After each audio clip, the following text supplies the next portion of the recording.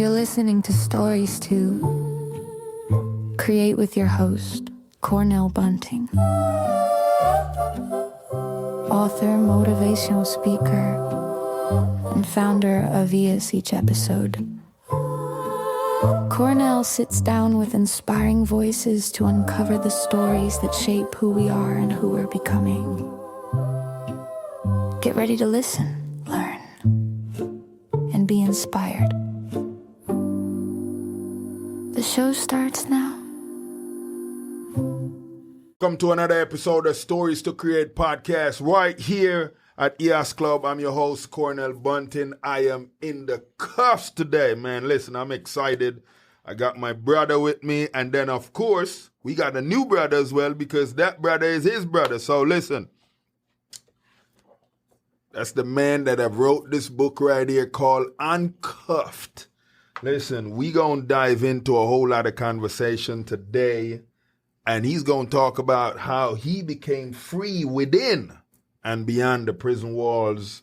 We are talking to none other than the man himself, Mr. Vaugh Young. Brethren. Yes, sir. Brethren. Yes, sir. Yes, sir. Yes, sir, man. Thank you for having me, man. Oh, man. Hey, man. Listen, man. Welcome to the show. And, of course, you know, we're not going to leave out Mr. Big Ready. Everybody know him as Mr. Big Ready, Mr. Bernard. You know, sometime he co-hosts a show with me. Yes. Always a pleasure, man. And every time we absolutely run the whole podcast before we even start the podcast. This is true. This is true, bro. We talk about so much stuff before we even. But I'm so excited to bring these two individuals together. Oh, yeah, man. As I was talking to Vaugh earlier, man. Yeah. It's the same story. Yeah. It's just different authors telling the story. Oh, yeah. And we about to break it down and show people how much we all kind of relate. Yeah, we have to. Just in different times. I think we owe that to the people, innit, man? Absolutely. Man, so... You said something powerful a couple of minutes ago, right? Yes, sir. Yes, sir. As dudes, we have to do, overcompensate. We do. Yeah. Because if we don't, we're in trouble. We're in trouble, bro. You know what I mean? We're in trouble, man. We got a role, man. We got a role to play. We were put here to create. Absolutely. We were put here to create, and then once we do that, we gotta step into that responsibility role right there, where we gotta be the father. Yeah, for sure. The mentor, the coach, whatever that look like, you know. And I know, hey, we sit here, we doing that, you know, because I know my brother Bernard, he coached the youths in football sometime. Listen, this is a tough guy, man. When I say stand firm, 10 toes down on what he believes, oh yeah, I've watched it. Yeah. I've seen it. You've seen it. Listen, I've called to say, bro, you sure? Yeah. Hell yeah. This is where I'm at. Yeah, so man. I respect any brother, and I know the work he does in the community. I know the work he does with not only just the kids, he's helping on every corner. Yeah, man. I seen him picking up paper. Yeah, man. Can you imagine? Can you imagine? Listen. Like, would you that took the jacket off and said, let's get this trash off the side of the road? We ain't too good to do nothing, bro. That's right. We do whatever. So, you know, on the show, this is how we treat our listeners. We treat our listeners to the tales from the early years. So what we want you to do is take our listeners back to the early years. So, you know, who's Vaugh Young? You know, like where was you born? Where'd you grow up? What was that? Well, I grew up I was born in Philly. I grew up in Miami. Okay. The young me, my mother, I was raised by my father because my mother had a mental health disorder. Okay. It was undiagnosed at the time. Okay. But history proved that she's had it way before I was born. Right. So my father and his mother didn't feel like she was capable of being a mom. Okay. Being a mom. Okay. And then when I was 3 years old, my father died. Whoa. So I'm gonna take you on a small journey. Yeah. And all I knew then at that point was my grandmother. Okay. Like me and her in the household. Grandma was an old school grandma, but I mean, she gonna cook every meal. Yeah. You know, that type of grandmother. She was gonna love you to death, but she was gonna tear that behind up when it was time to tear that behind up. She gonna tighten you up. Tighten up. She gonna get you right. Yeah. You know, in the island, they say give you a cut ass. Oh, yeah. Oh, yeah. So I got a couple of those, right? Yeah. But no big deal. I remember the day that my father died. Yeah. And I told you I was 3. Right. The day that he died, me and him had some interaction, and he passed out on the floor.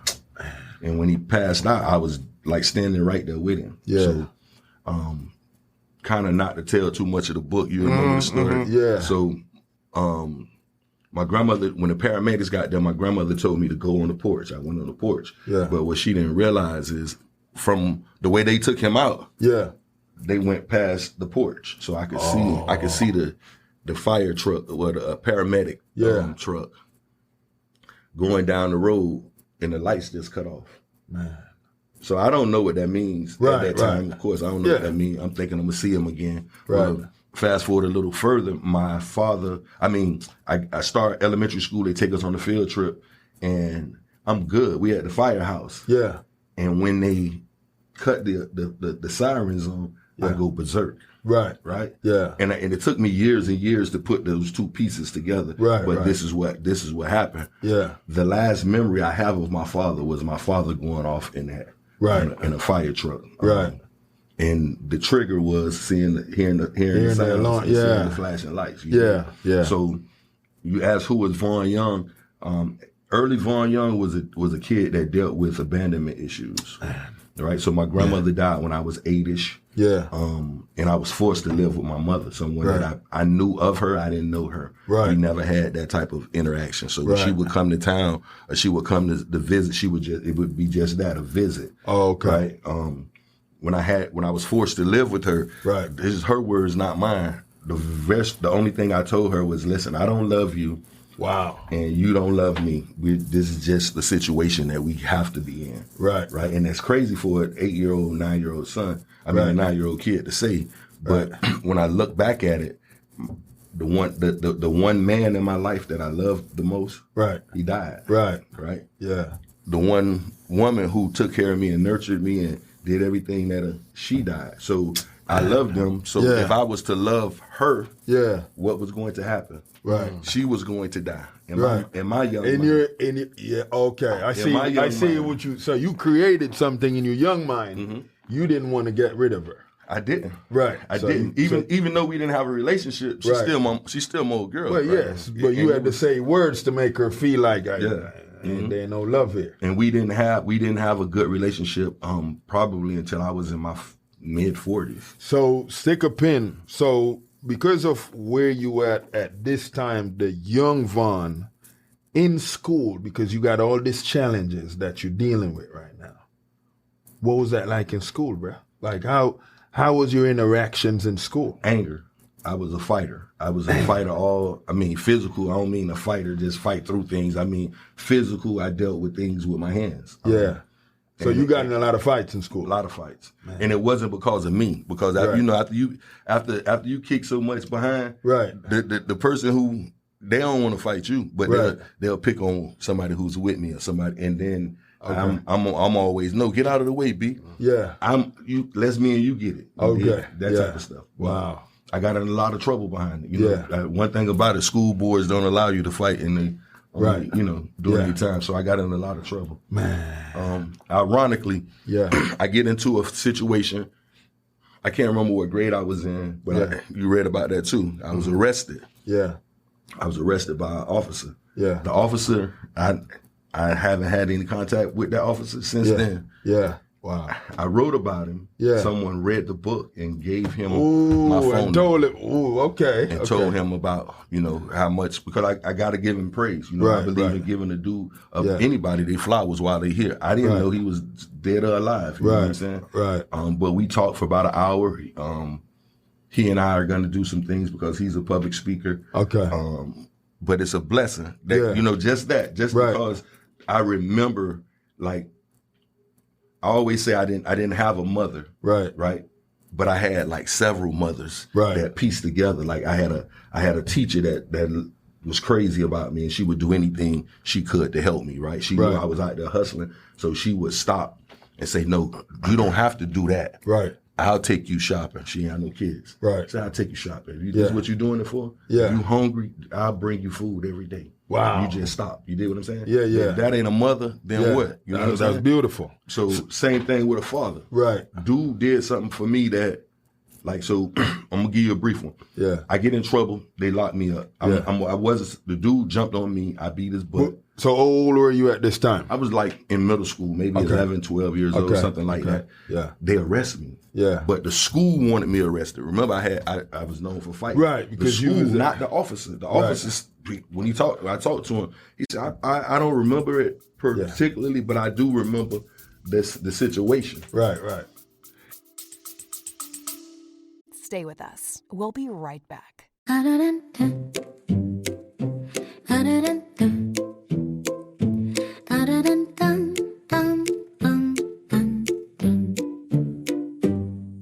Every young person carries a story of hope, of struggle, of dreams waiting to rise. But in too many underserved communities, those stories go unheard.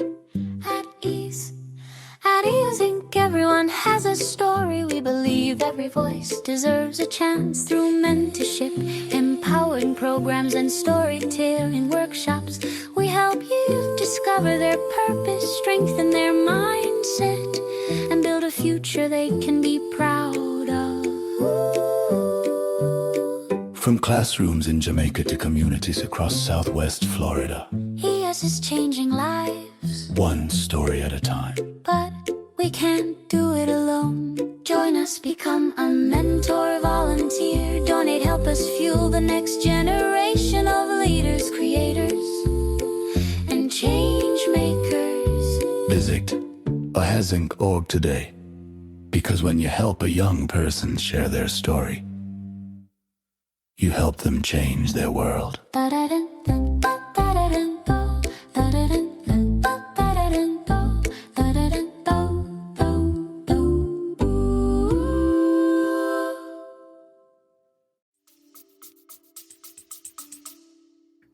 It was somebody did something to me, and I ended up on the front end, Right. on the victory side. Yeah. So they wanted to take me to jail. He picks up the phone. He calls my mom at work. I don't know that he's called my mom. Right.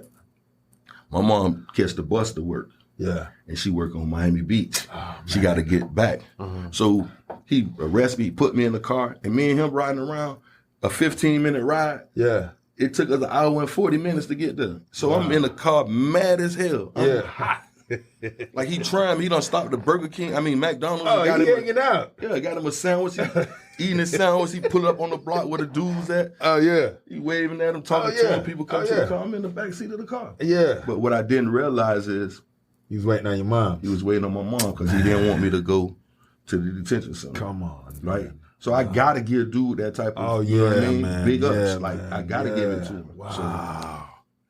You know, man, that's the crazy thing, bro. And I know a lot of youths are going through this right now. Like, people don't necessarily understand why this individual is angry, or this is how you get out the frustration of whatever that is that you challenge with. I mean, because we work with a lot of those kids right now. Right. I mean, I have an organization. Most of my youths, this is the place they're in right. So I get that, man. But it had to be challenging for you because, you know, you said something earlier about your mom having all these different things going on with her, that she probably still trying to figure out how to be a mom. Yeah. So, I mean, what was that like, though, with your mom, like, pulling up, knowing that you just inconvenience her day at work? She got to get your bus. Listen, I can't recall what it was like for her. Yeah. But once I figured out what it was, I know what it was like for me. You know what I'm saying? Because my gratitude was towards the officer. The officer, you know what I'm saying? My gratitude was towards him. I'm quite sure I probably got a cut ass for that too. But I mean, if it was to happen to me, if I was the parent, it'd probably be the same situation. Yeah. So it was when I look back on it, because remember I can only assess it as the adult remembering. Right. You know what I'm saying? Yeah. So the assessment was somebody we're taught not to like the police. Right. Yeah. But there's officers out there that are really, they just like me and you. Oh, they yeah. want to help. Oh, yeah. They want to help the community. That's why they took those positions, those jobs. Right. You dig what I'm saying? Yeah. So I know that, and I know now in retrospect that he was one of those. Yeah. You know what I'm saying? So. You know, with you just laying this out to the listeners right now, man, and they're like, okay, so he got a book out, Uncuffed. And most what was running through your mind, bro? Just making a decision to name the book Uncuffed. All right, so because I was incarcerated, and the tag line, how I became free, within and beyond prison walls, people think that this is my journey from prison. Right. It's not. It's not. Just some of the critical points in the book. Right. I actually learned some things to make my life better, to make me a better person. Right. While I was there. Yeah. Right. Yeah. But the big picture is a lot of us have never been incarcerated. Right. But we've been in prison our whole lives. Right. So when we can change, we can change those things. We can change the way we view things. We can change the way that we see. Like if we can change our mindsets, we see things different. Right. It's like I don't know how good or how bad, like even if they're prescription glasses, right? But if I put your glasses on and they're not for me, right? You ever seen someone that like picked up a pair of glasses and put them on and like I can see clear. So they thought they were seeing clear before. Right. Now you see clear. Now you need to go get a prescription of your own. Right. And that's what this book is about. It's not just about, it's not a hood tale. It's more of a self-help book. That's beautiful. The publisher calls it a educational narrative. I love I love that. Because the only thing I could talk about to get those points across, I can only talk about. Luther Vandross said, I can only speak for the things that I've gone through. So when it comes to our love, I'll talk the whole night through. I can only speak for what I've gone through. And hopefully you can get the message of like the principle that's in there, because it's all embedded with principles. It's all embedded with self-help ways to, I don't believe that anybody can motivate. I can't motivate you to do anything. You can motivate yourself. Now, it may be something that you saw that influenced you, or heard that influenced you, but I can't, because that means I would have to hold your hand and walk you through it. You know what I'm saying? Yeah. And this is why I'm excited to get you guys together, because definitely. the story, you know, you can keep it on you. Don't even worry about that thing. The story, that thing crazy, man. Don't worry about it. The story, everybody's stories, it comes together. Oh, definitely. And a lot of people don't know that Cornell had a situation too. And had to do a bid also.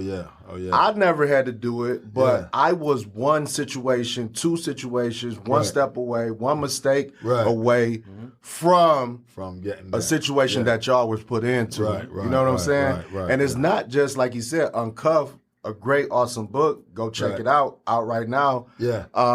It's not about being locked up behind closed doors, behind locked doors. It's about being locked out and locked in your brain and not transforming your thought process. Because most of us never transition. And I talked about this before. You 30 plus, 40 something plus years old, and you've been learning all BS. You've been trained all type of BS from your father to your siblings, uncles, the people in the street. All BS. And now you have a chance to transform your thinking.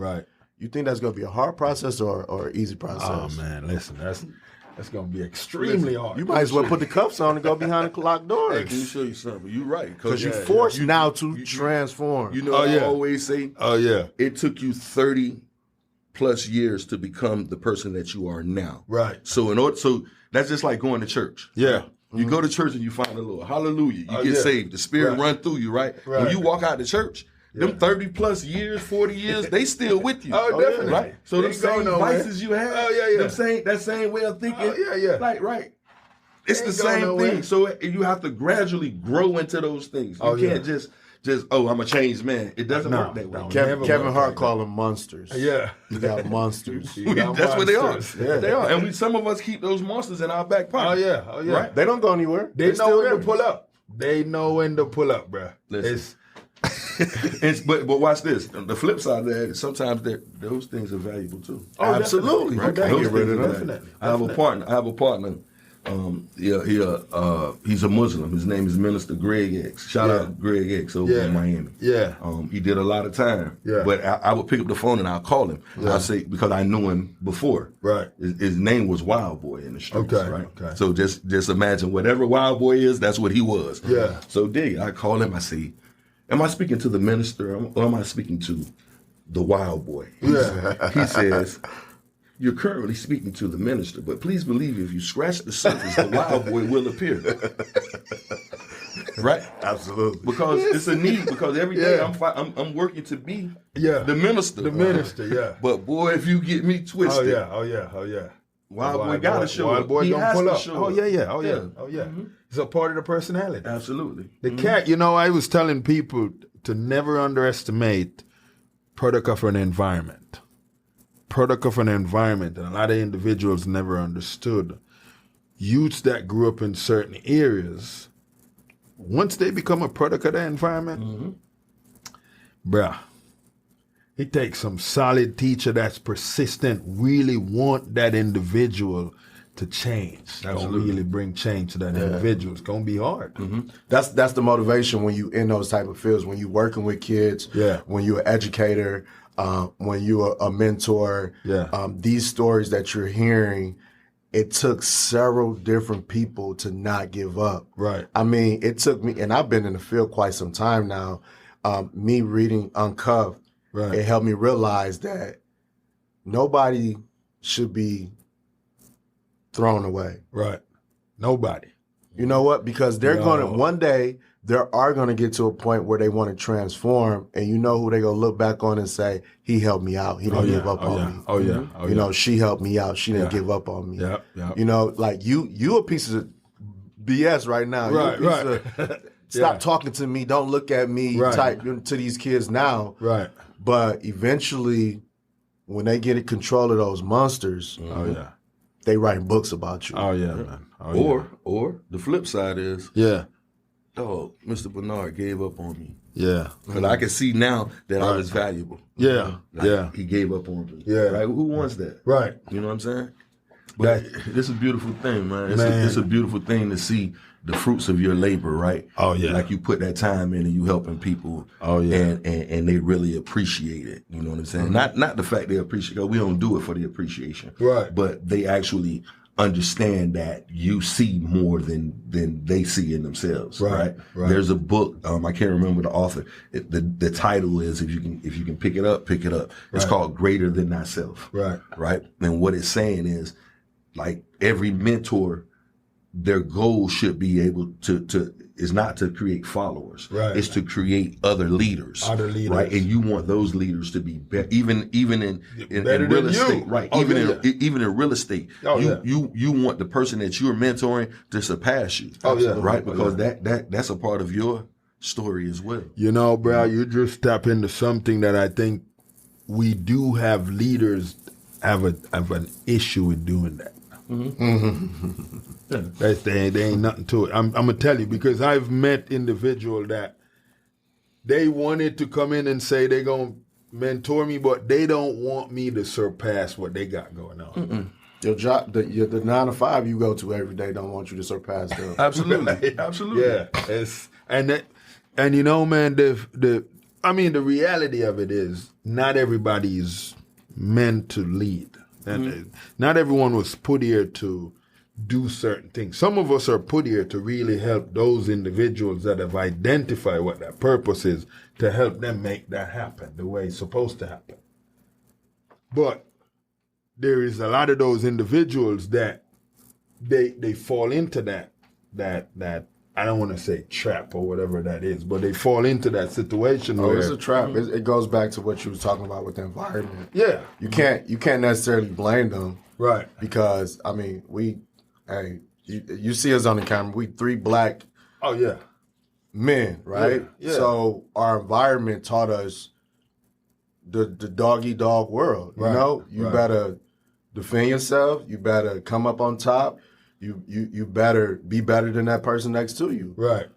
And that that hurts when you become a leader or you have people looking up to you. Right. Because in actuality, there's competition. You can have competition, but you can also lead without trying to compete all the time. Oh, definitely. Well, definitely. Here's the thing. We played sports. We played football. Yeah. We've done those things. Even, does the offensive lineman get the glory? No. The running back gets it. The quarterback gets it. Right. But the offensive lineman is just ecstatic about the accomplishment. Right.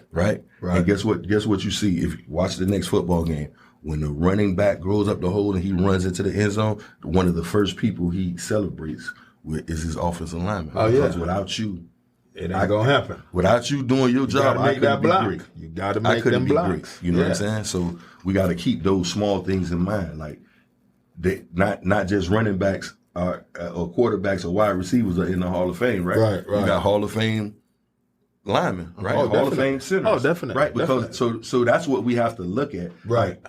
I want everybody to win. Oh yeah, you know and everybody win. And what you were saying about leaders, here's the thing. I think that we're all three leaders. Oh, definitely. Just for the fact I was invited into the room. Yeah. Right. You know, you don't get invited to a lot of people's table. Right. I appreciate you. Right. Definitely. But watch this.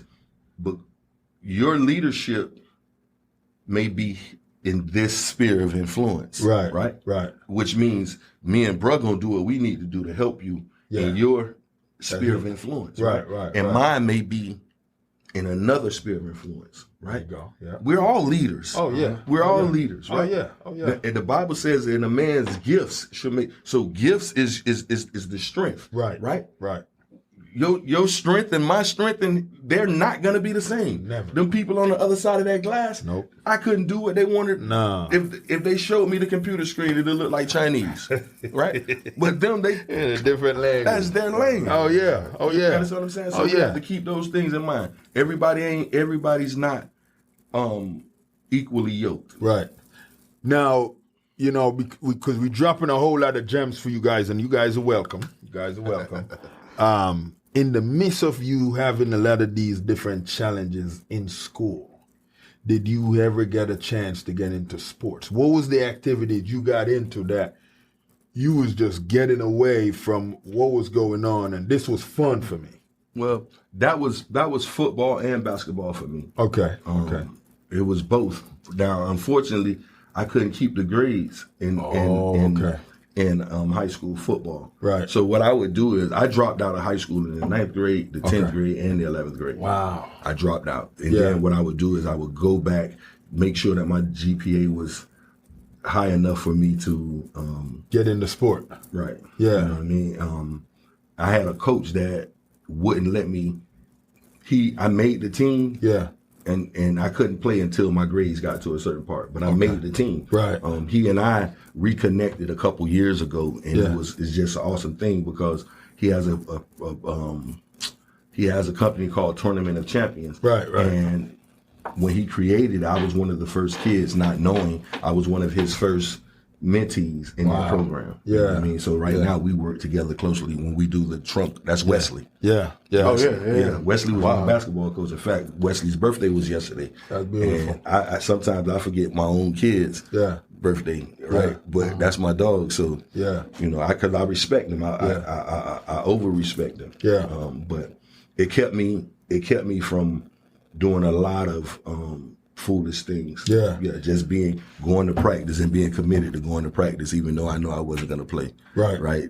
Who does that? Right. Because I wanted to do something different anyway. I just didn't know how to. Right. You know. Now, in the midst of, you know, all of that stuff going on, when did fatherhood happen? Well, I had my first kid was 14. Okay. I come to find out later that it wasn't my kid, but the relationship, the bond is still, she's still one. So you'll hear me say I have 3 kids. In reality, I have 4. Okay. And I was hands on. Yeah. You know what I mean? I had a baby from a older woman. Yeah. And I want to say I didn't find out until my baby was 8 years old that I wasn't her father. Wow. So the mom was like, well, what do you want to do?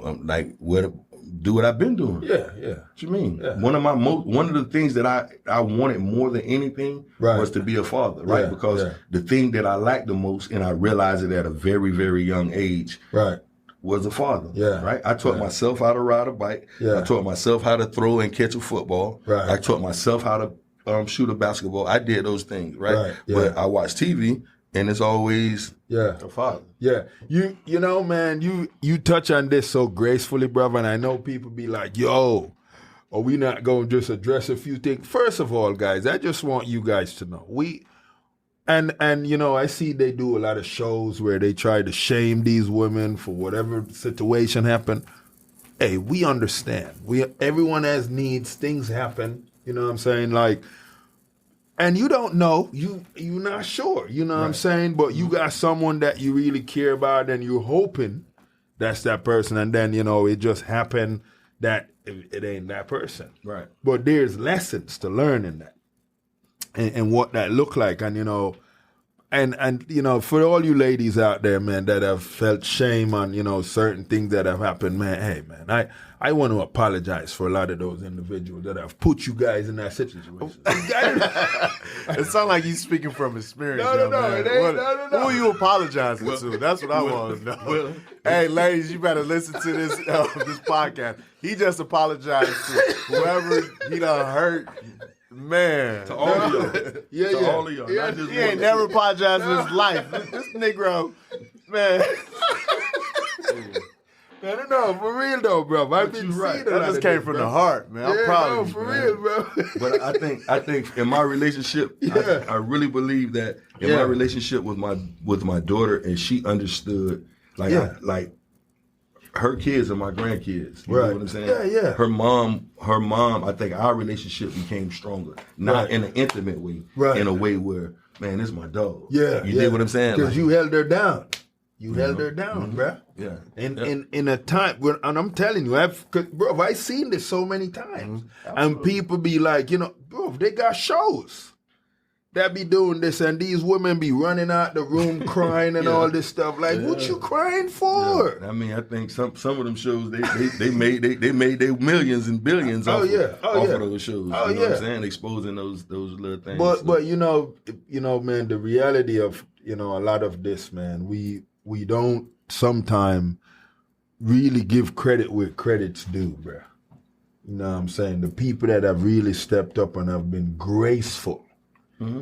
That's a big thing, man. But you know, I always hear this from the kids. Yeah. My stepdad. Yeah.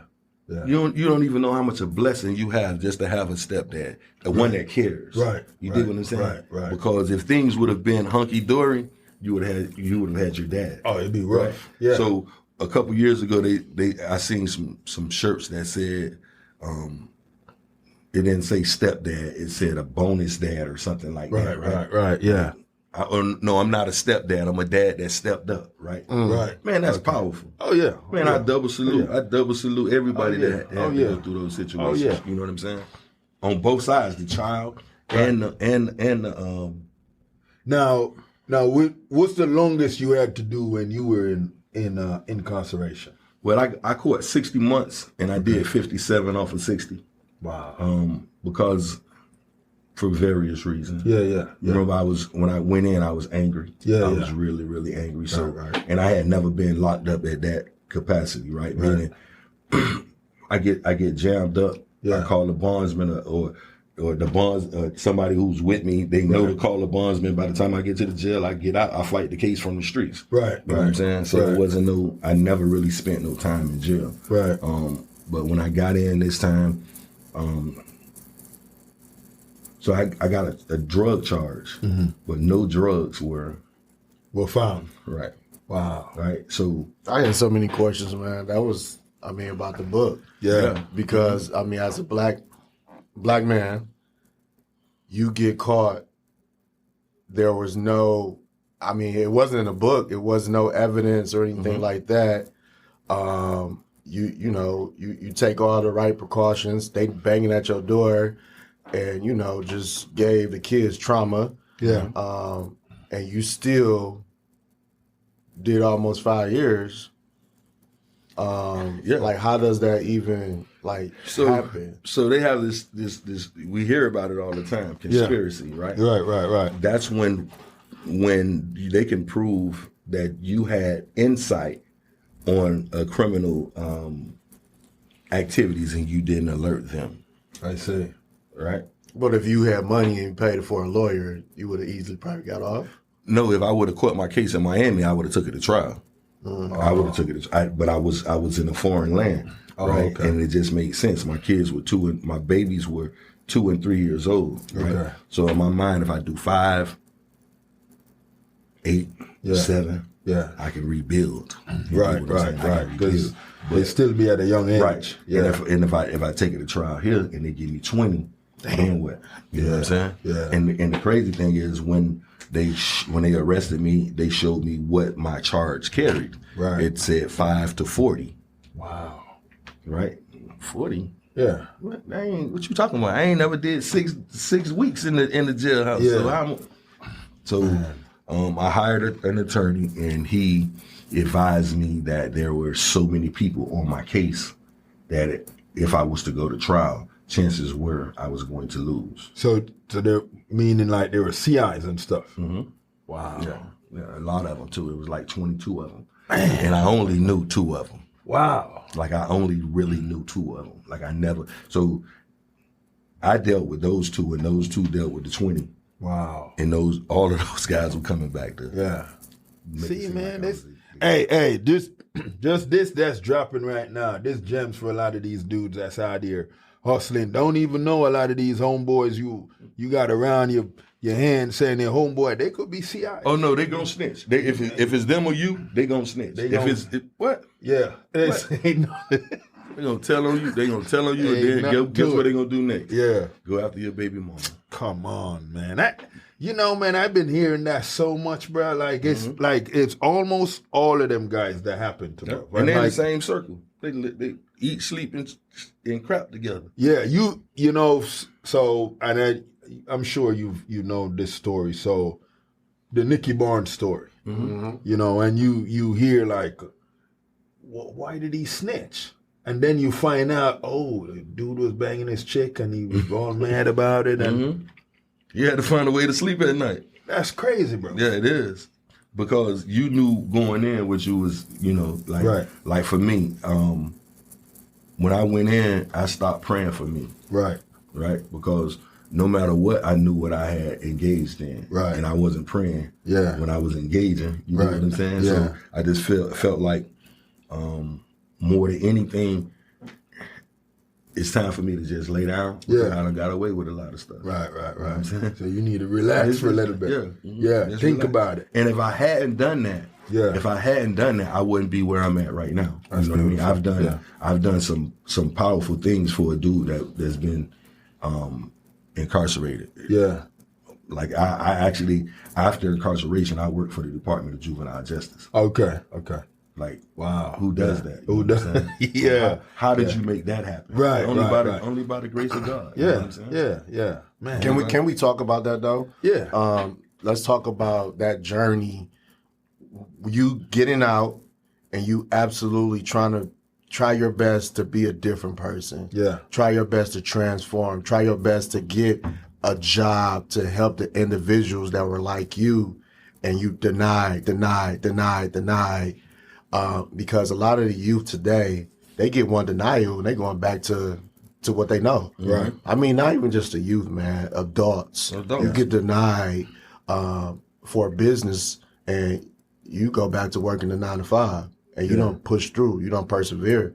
But can you talk about that journey of, no, we don't want you working for us because you got a criminal background. Right. Well, I can say this. When I was going through it, I saw my mother in me. What I mean by that is, remember I told you she had a mental health issue. Right. I sunk into the couch. Yeah. Like I was depressed as heck. And depression is real. Right. Oh, definitely. Definitely. And what a lot of us won't admit to is like, it's not easy. Especially, it's not easy forget the incarceration part. Right. It's not easy being in a position where you just keep hearing no, right? You've done all the things, even on the business aspect. You've done everything. You've dotted the I's, crossed the T's. You've invested money and things of that sort, and it's not working out. That's depressing, right? Because in your mind, you don't see the not working out, right? You see the picture as it is complete, right? You see all of every brush stroke, but you don't see. Well, when you picked up the brush this time, it was broken. You know what I'm saying? Or those colors didn't blend. You don't see that. It gets depressing because all you can see is the finished product in your mind. You know what I'm saying? So I wasn't sleeping in the bed with my wife. Like, I was sleeping on the couch. Wow. You know what I'm saying? There was days where I just couldn't get up. I didn't have, and then one day I just woke up and said, what the hell are you doing, man? Like, no matter what, if you don't know nothing else, you know how to get money. You know how to bounce back from that. So what's the difference, right? So in the book is a story about me taking a class in prison. So in my mind, what I thought I was going to do was, because I went to federal prison, I was going to go and earn a degree, because there used to be where inmates could earn a degree on the government's dime. I thought that would have been my route, right? Because no matter what, don't get it twisted. I was always, I could always read. I could always articulate myself very well. And that wasn't my issue. My issue was I was so caught up in the streets that school wasn't important. You dig what I'm saying? But I took a class in prison, and the inmate held the class. An inmate that was there for money, tax evasion. He was there for the tax evasion. And he was jammed up because his accounting people did something that they weren't supposed to do. So he wasn't a criminal type stuff. But anyway, he has the class, and I walk in. As we sit down, he says, how many of you guys are here for drugs? And nobody raised their hand except me. But so he explains, listen, I'm not here to find out information about your case. I don't give a damn about your case. I'm still making X amount of dollars while I'm here. You know what I'm saying? So his point was, if you're here for drugs, you've already, to some degree, ran a successful business. Now you just have to understand what the business looks like, because you're already doing the steps. You understand what I'm saying? So I'm saying all of that to go back to this. We know what it is that we want to do. We just didn't know that sometimes we didn't know what we're already doing. I've taken a loss on the street. I've taken a loss with some sack. And the sack wasn't right, and it couldn't do whatever it was it was supposed to do, And I try to, get my refund. Ain't no refunds. They charge it to the game, but you bounce back, You get back to it. You don't just say, oh, woe is me. It's never, the world is going to crumble. Because if the world crumbles, sitting on the couch wasn't going to make nothing change for me. You dig what I'm saying? Sitting on the couch wasn't. I ended up having a couple of dollars. I ended up buying some supplies and some equipment to be an auto detailer. I didn't want to just wash cars, because that's nothing. I wanted to be an auto detailer.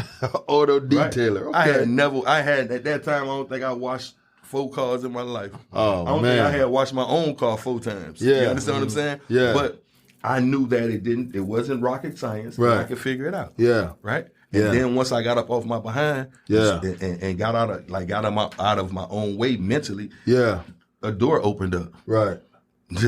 Just like that. Wow. Just open up. I'm having a collict. From over at a little restaurant, and the restaurant is jumping all day, and they got a huge parking lot. I'm talking to the owner. Don't know I'm talking to the owner. I'm like, they need a car wash up here. He was like, yeah, man, I've been looking for some.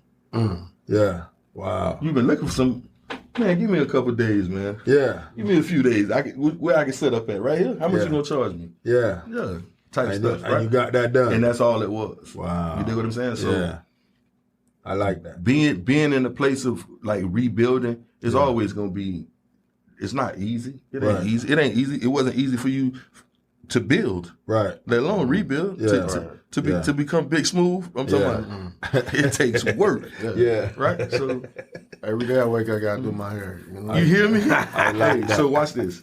I was listening to you guys, right? You podcast. And you know the one thing he said that it had me on the floor laughing.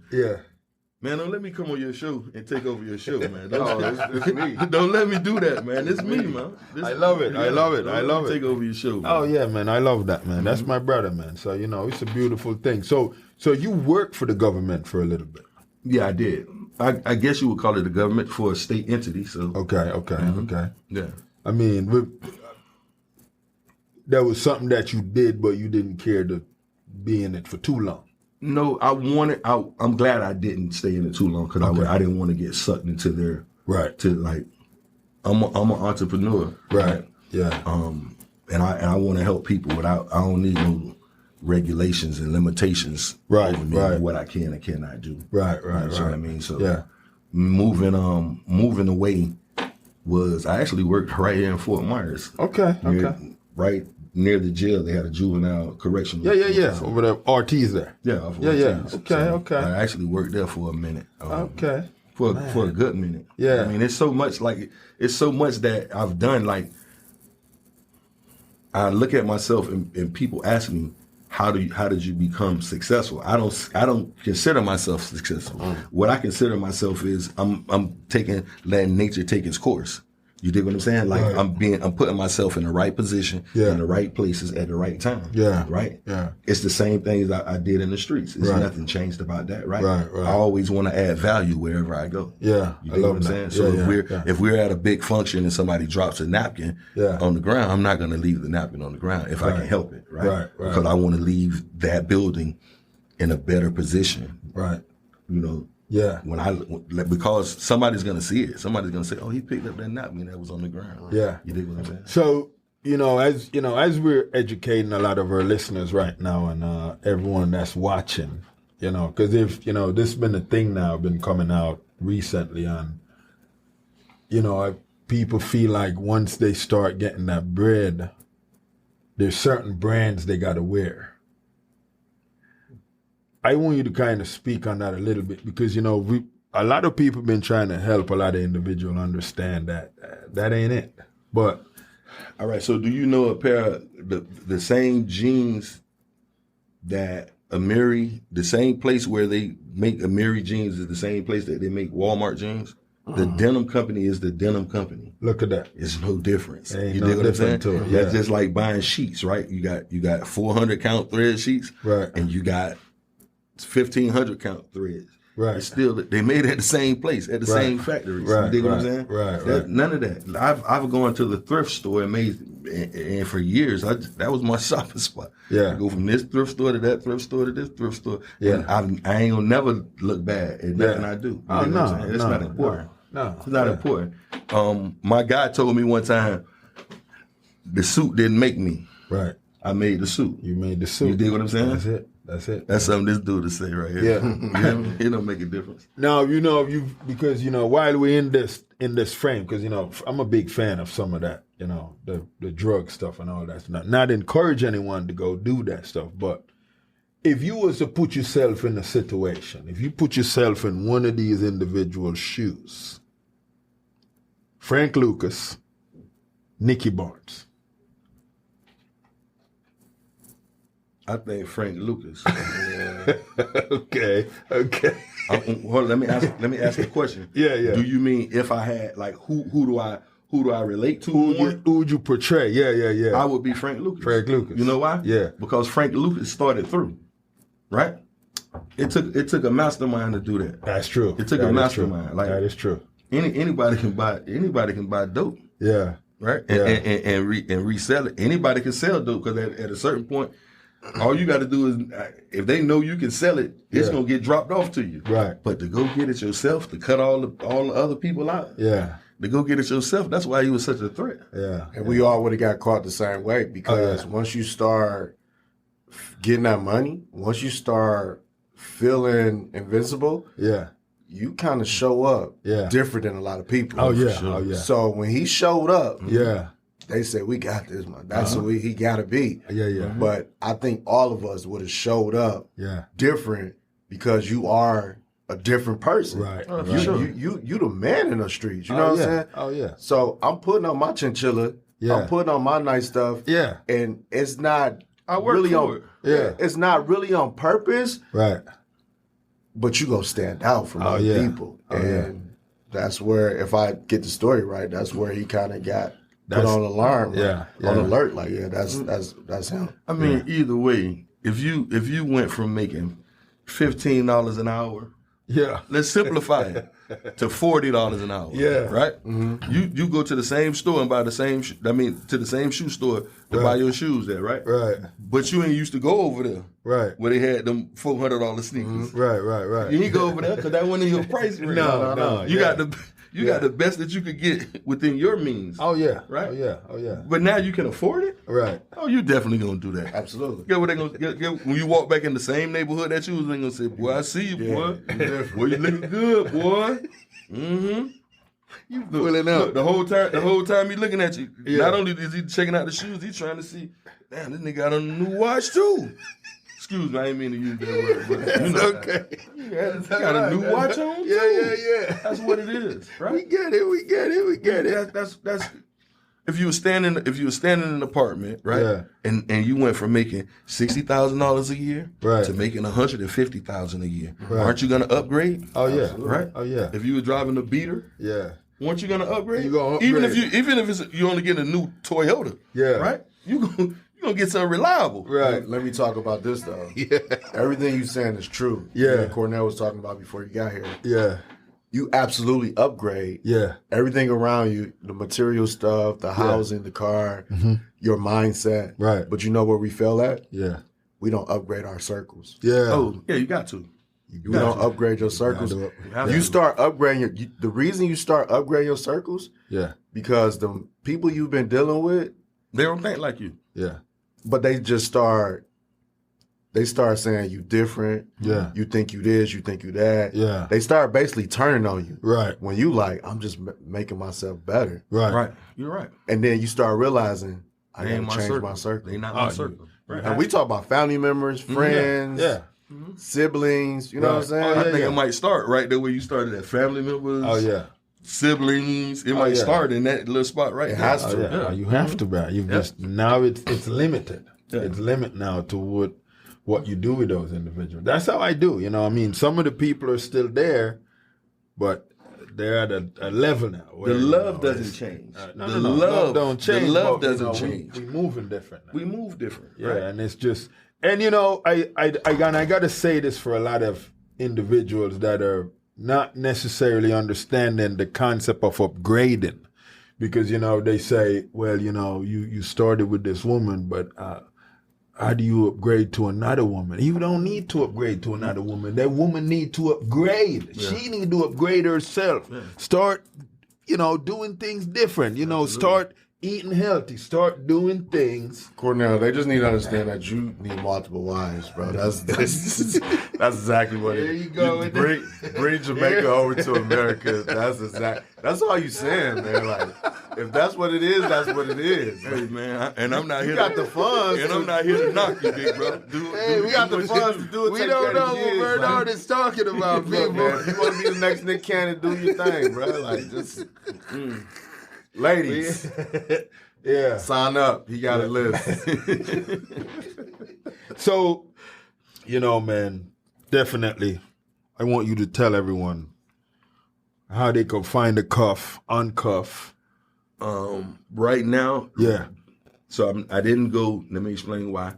Yeah, I didn't go to Amazon, which is the typical way of finding it. The reason I didn't go to Amazon is because Amazon charges so much. Right. I made sure that this book was reasonably priced. Right. And it cost me to get them printed. Right. Okay. So if I pay for the printing and then I paid Amazon. Yeah.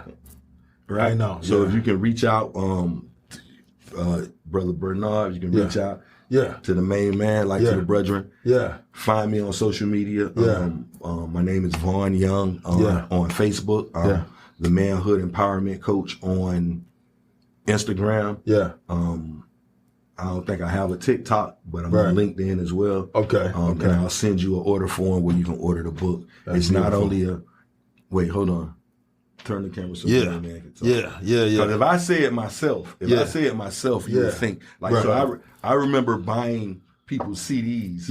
And like you pull up to the gas station, like, man, I got a hot one. What is that, right? $5, right? I pay the $5. I get it in my car, take whatever I'm listening to off, right? Put it in the window, and by the end of the first song, I'm taking it out to frisbee it, right? Right. But he had a hot song in his mind. Right? I'm not telling you that this is a good book. This is all right, Bernard. Yes, sir. Talk to me. You open it up. I was excited to read it because the personal relationship I have with Vaugh. Yeah. So that got me to order the book early and also read the book. Yeah. But when I started reading it, it related to my life in a different way. Yeah. And like I talk about, it was one mistake away. Yeah. It was, one mishap away from this being my story, right? Or it even being super more similar than what it was already, right? A lot of people don't know my father murdered someone, right? And he only did a day in jail, right? But for that, if that would have changed something, right? That would have changed the trajectory of my life. Who you were, if he wasn't around, and I had to be raised by my grandmother, my mother, things like that. So you're seeing a different person. But again, our stories are so much alike, man. Oh, definitely. And then once he talk about transforming your mind, it's not about the closed doors, in a prison cell, right? It's about the closed doors that you got in your mind. And I mean, all the podcasts that I'm on or who I'm talking to, I'm talking about transforming your thinking. Yeah. The rich dad, the poor dad. Right. Which father are you being informed by? Right. All our life we've been informed by the poor dad. Yeah. And he survived, You were in survival mode. Yeah. But now you need to get information from the rich dad. Right. Because now you got to change your circles. Oh, man. You got to move different. Man, listen. And it's just, it's something that we all wanted to do more when we were younger, when we was in our 20s. It's something more to life. Oh, yeah. It's something else going on that I need to reach, I need to get it, I need to push forward to it. Yeah. What is it? How do I do it? Right. Man. And then set you up for it. Yeah. Now I got to start listening to my rich dad. Man, listen, bro. I wish we had more time, man. We ain't got a whole lot of time. But I'm telling you guys, listen, so Servan, because, we got to give you the last word. Take the listeners out, man. What would you tell them, man, knowing that you have titled this book Uncuffed, what that look like? Because we've been trying to help individuals understand. All right, so what's up, Chuck? Yeah. The biggest battle we fight is in ourselves, right? The battlefield is in our minds, right? And if we can see things different than we saw before, and assess those things in a way that's beneficial, not just to us, but to our communities. Yeah. Well, back up to our families, right? Yeah. Our lineage. Yeah. And then our families, we can start to change. That's how you change the world. Oh, yeah. See, we have this idea that we change the world by just going out there and doing something. It starts at home. Oh, yeah. It starts to reevaluate you as an individual. Oh, yeah. Right? Oh, yeah. There's a guy on this live right here. Yeah. He used to try to bully me. Yeah. Yeah. When I got to Florida Memorial. Yeah. Yeah. He used to try to bully me. Yeah. Right? Guess what? Yeah. We learned about each other. We learned that we were the same people. Wow. Right? Yeah. He wasn't going to get bullied. I wasn't going to get bullied. Right. So guess what two bullies did? Yeah. We got together. Team up. That's my guy. That's it. Right? That's it. So I would leave anybody with this. Yeah. There's more to us. We were created with a purpose, on purpose. Ooh. We were not mistakes, right? Yeah, yeah. We were not mistakes. When your mom and your daddy laid down, whether they were a couple or not, you weren't the mistake. Yeah. Right? God created us with a purpose. Man, our goal is to find our purpose and live in that spirit of influence. Wow. Hey man, listen. He dropped the mic. I'm gonna tell you guys this, and I just want to piggyback on what you said right there. Understand, when a guy and a woman go together and they do the bang bang, and them little things go running, whatever make it to that ovary and that locked in. Understand? Yeah. You won that race right there. You running with millions out of little sperms over there. You won that. You a winner. You a winner. Listen, man, and with that, man, you know, we got to take it out with my brother right here, Mr. Taurus Riley. Hey, big bro. Hey. Salute. My guy. Brethren. Hey, Salute. man. Sir Bernard. Yeah, man, I'm happy this happened, dog. Listen, Yes. man, this was beautiful, man. It's always a joy. Listen, I want to thank you guys for tuning in today, right here in the Ass Club. Until next time, when we have another decorative guest, just like our guest today. Thank you. That's my guy. That was beautiful, That's man. my guy. Yeah, man, that was beautiful. Hey, Chuck, I was talking about you. Thanks for tuning in and downloading this episode of Stories to Create. We appreciate you being part of this growing community of storytellers and listeners. If today's conversation inspired you, please share the show with friends, family, or anyone who could use a little motivation in their journey. A special thank you to our sponsors, EHAS Organization, Cornell Bunting LLC, and Nostril Cheese Chase for supporting the mission and making this podcast possible. To learn more about our work, upcoming projects, and how you can get involved, be sure to visit www.hissinkorg and www.cornellbunting.com. Until next time, keep creating, keep growing, and remember, your story has power.